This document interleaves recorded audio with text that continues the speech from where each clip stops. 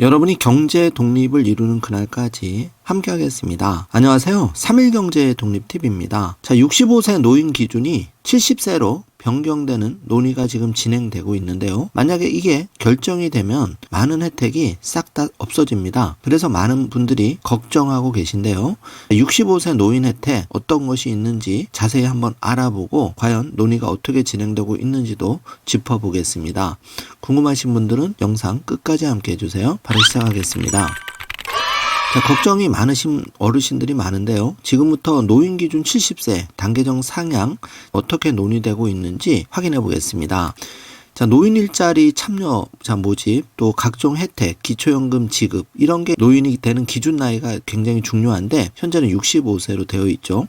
그래서 이게 70세로 5년 올라가게 되면 없어지는 혜택이 굉장히 많습니다. 그래서 많은 분들이 불안해 하시는데요.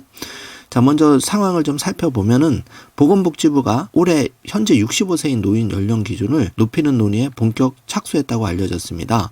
그래서 대한노인회가 노인 연령 기준을 현재 65세에서 75세까지 단계적으로 조정해야 한다는 공식 제안이 있었죠. 이 점을 반영해서 지금 복지부가 논의에 들어갔다는 얘기인데요. 우리나라 노인 연령은 1981년 노인복지법 제정 당시 결정되고 40년 넘게 고정적으로 이렇게 정해졌던 거죠. 그런데 이제 수명은 계속 늘어나다 보니까 이런 문제가 생겼는데 2015년에 당시 이심 노인회장이 있었는데 노인 기준 연령을 70세로 올릴 것을 제안을 했지만은 노년 유니온 등이 노인 빈곤을 심화시킬 것이라고 반발하면서 결국 유야무야 끝났죠. 그리고 지금을 맞이하게 됐는데 자, 주민등록 인구 중에 65세 이상이 1024만 명을 지금 넘고 있습니다. 그리고 그 비율이 전체 인구 비율 중에 20%를 넘었으니까 5명 중 1명이 65세 이상인 초고령 사회가 된 거죠. 굉장히 이제 심각한 노령화 사회에 들어간 겁니다. 그래서 이대로 만약에 계속 가면은 65세 이상 인구가 2049년이 되면 전체 인구의 약 40% 그러니까 5명 중에 2명이 노인 인구가 되는 거죠. 무려 1901만 명까지 증가할 전망이죠. 그렇기 때문에 불가피하게 65세 기준을 최소 70세라도 올리자, 단계별로 올리자 이런 얘기가 나오는 겁니다. 현재 이제 배경은 그런 상황이고요. 자, 65세 이상 노인이 스스로 생각하는 노인 나이는 71.6세였고 이렇게 해서 만약에 이제 2023년 기준으로 노인 연령 기준은 72세 정도 되는데 이렇게 하면 기대 여명이 이제 15년 남은 시점을 노인 기준으로 삼자 이런 제안이 나오는 거죠. 그게 대략 71세에서 72세 정도 되는 겁니다. 그래서 1, 2, 3, 4를 보시면은 노인 연령 조정이 가져오는 문제는 뭐냐면 정년 연장 문제가 먼저 불거지는 거죠. 정년이 연장이 되면 청소년층 일자리가 줄어들고 그런 문제가 발생하는 거고 2번 소득 공백 문제도 새 노인 연령 사이에 소득 공백 문제가 생기는 거죠. 그리고 기초연금 지급을 과연 어떻게 할 것이냐. 현행 65세인데 70세로 올려지면 그 나머지 또 5년간 공백이 발생하는 거고 그리고 지하철 무임승차 복지 혜택 조정 이런 것들이 다 맞물려 있다 보니까 사실 이게 쉽지 않은 문제입니다. 그래서 그림 자료를 좀 살펴보면 제일 큰 문제가 노인 관련 사업 예산이 눈덩이처럼 불어나는 문제인데 현재 65세 이상 어르신들 기초연금 지급액이 26조 원이고 그 다음에 노인 일자리 사회활동에 약 4조 원 그리고 노인 맞춤 돌봄에 약 8천억 정도 예산이 지원이 돼서 총 나라 예산 중에 31조 2천억 원이 이 노인 관련 예산으로 1, 2, 3번을 차지하고 있습니다. 이게 현황이고요. 그리고 65세 이상 인구를 보면은 65세에서 69세가 363만 명. 그래서 이분들은 시간만 지나면 70세에서 74세가 되기 때문에 앞으로 1번 보시면 65세 이상 전체 인구 1025만 명이 급속하게 70세 이상 노인 인구로 편입이 된다는 거죠. 이게 심각한 문제를 유발시키는 거고 그런데 현재 65세 이상 어르신들 70세 전까지가 소득이 제일 높아요. 4,787만 원이고 전체 평균은 3,469만 원이기 때문에 자, 노인 연령을 70세로 높여도 이분들 지금 65세 베이비붐 세대들이 다른 노인 연령층에 비해서는 상대적 여유가 있지 않은가 이제 이런 얘기가 나오는 거고요. 그래서 노후 준비한 베이비붐 세대 진입 이분들이 이제 이슈인데 이 베이비붐 세대라고 하면은 1955년에서 63년생을 말하는데 이분들이 지금 65세 65세 이상에 진입을 하고 기초연금을 받게 되는 거죠.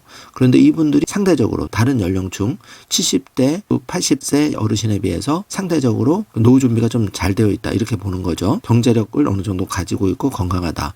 자, 이렇게 나오고 있습니다. 그래서 1번 보시면 노인 연령에 진입한 65세에서 69세의 연간 총소득은 4,787만 원. 그리고 2번 부동산 3억 3,600만 원이고 금융자산이 5,500만 원. 그래서 다른 노령 연령층에 비해서 재산이 상당히 많다는 거죠. 그래서 이런 걸 고려하면은 65세에서 69세의 빈곤율은 18.7%, 그리고 자산까지 고려하면 빈곤율이 13.2%로 낮아지는데, 반면에 연령층이 높을수록 빈곤율은 올라간다는 거죠.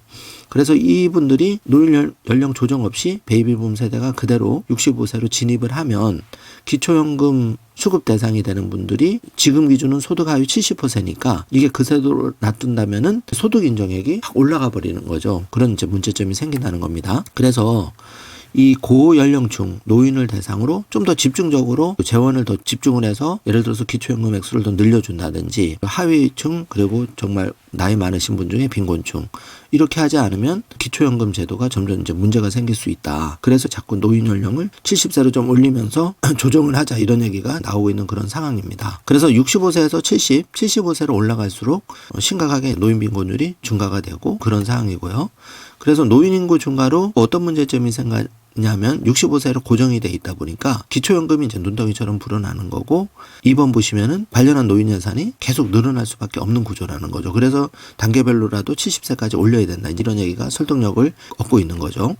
그래서 노인 연령을 상향했을 때 예산을 많이 절감할 수가 있는데, 예를 들어서 65세 이상 연령별 분포를 한번 살펴보면은 만약에 대한노인회의 제안대로 단계적으로 노인 기준을 75세로 높이면은 이 기초연금 등 지급되는 예산이 그 31조 2천억 원의 그 58%에 해당하는 18조 원을 일단 절감을 할 수가 있다는 거죠. 그리고 2번 보시면 65세 이상이 스스로 노인이라고 생각하는 연령인 72세로 노인 기준 연령을 올릴 경우에는 45%의 기초연금 등 예산 절감 효과로 14조 원을 절감할 수 있다. 그렇기 때문에 어쨌든 노인 연령을 올리면 기초연금 등 예산이 줄어드니까 최대 18조에서 14조 원까지 예산을 줄일 수 있다는 거죠. 그래서 이걸 가지고 더 효과적으로 뭐 빈곤층에 지원한다든지 그런 판을 짜자는 얘기입니다. 이렇게 지금 논의가 되고 있는 거고요. 그래서 현재 여러 가지 논의가 진행되고 있는데, 지금 당장 우리가 사회를 돌아보면은 지하철 무임승차 노인 연령 기준 논의 축소판인데, 이게 사실 지자체별로도 쉽지가 않은 거죠. 그래서 노인 연령을 상향으로 올리는 게 쉽지 않은 문제라는 겁니다. 각자 사정이 다 다르기 때문에요. 예를 들어서 서울 지하철 같은 경우만 봐도 65세 이상 무임승차로 매년 3,500억 원의 손실이 누적되고 있는데 10년간 누적은 3조 원이 넘었다. 이게 지자체별로 노인 어르신들 무료 지하철 이용도 쉽지 않다는 겁니다.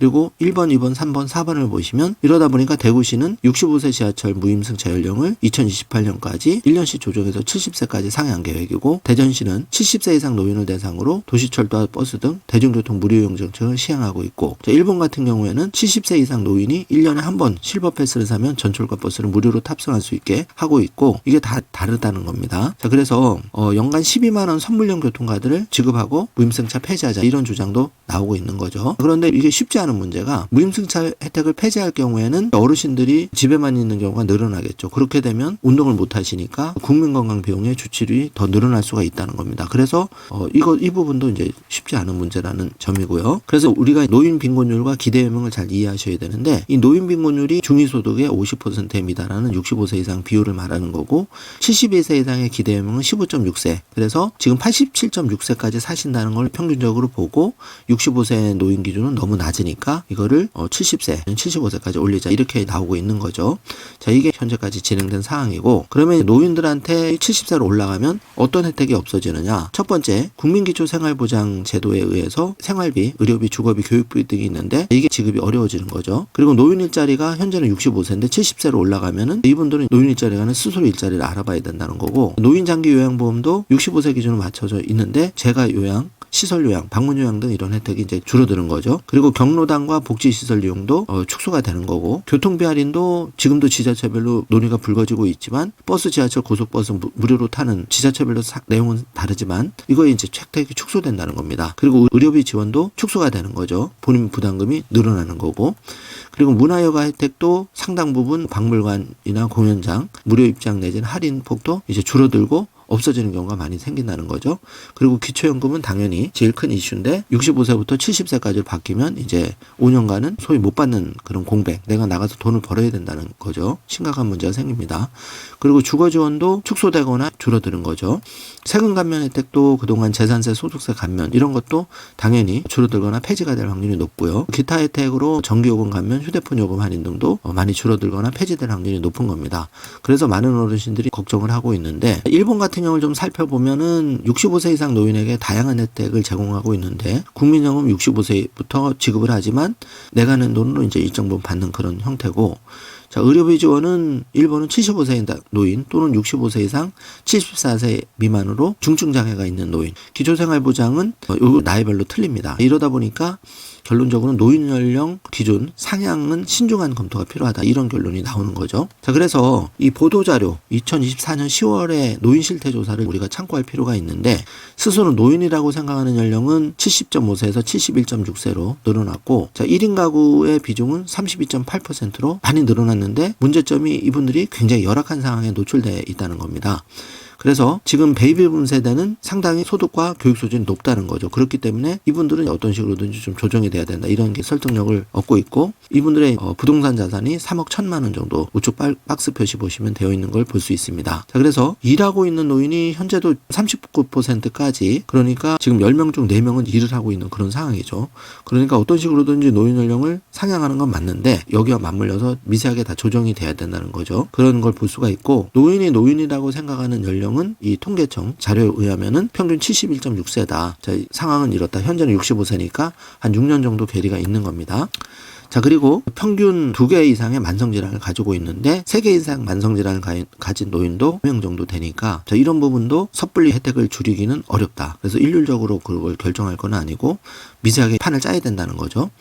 그리고 돌봄 제공 부분이 이게 심각한 부분인데, 현재도 우리나라는 지금 인구가 계속 감소되고 있는데 전체 노인 인구가 예를 들어서 10명 중에 4명으로 늘어나게 되면 이 지금은 81.4%가 장기 요양 서비스를 돌봄을 제공하지만 이게 문제가 생긴다는 거죠. 심각한 문제가 일어날 수 있고요. 그래서 도움을 받을 사람이 하나도 없다. 이러면은 85세 이상일수록, 더 나이가 많을수록 도움을 받을 곳이 없는 곳이 늘어난다. 이게 심각한 문제고, 1인 가구가 2020년 조사 대비에 급증하고 있습니다. 이것도 우리 대한민국의 문제점이죠. 자, 그래서 독거노인이 심각한 거는 뭐냐면은 건강 상태도 나빠지고 혼자 밥을 챙겨 드셔야 되니까 이게 어렵다는 거죠. 그래서 영양 관리가 굉장히 문제가 되고 우울증, 생활에 어려움이 있다, 이런 게 나타나는 거죠.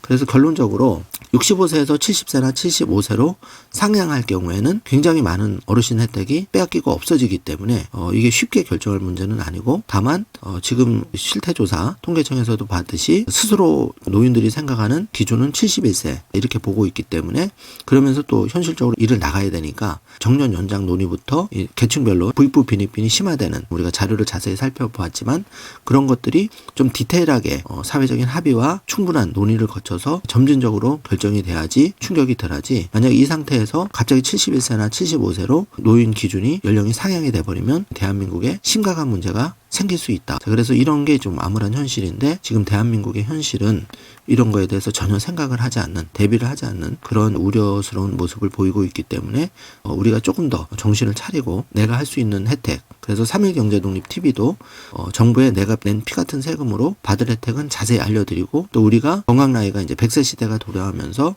스스로 경제 독립을 갖출 수 있도록 여러 가지 정보를 제공해드리고 있습니다. 그래서 최선을 다해서 그런 거를 알려드리고, 여러분께서도 3일 경제독립 TV를 많이 응원해 주시고 좋은 댓글로 여러분 의견을 남겨주시길 바라겠습니다. 결론은 지금 당장 진행된 건 없기 때문에 걱정하지 마시고, 지금 현재 진행 사항만 좀 체크를 하시고 내가 받을 혜택, 그리고 내 일자리 이런 걸 통해서 소득을 보전할 수 있도록 더욱 유익한 정보를 제공할 수 있도록 노력하겠습니다.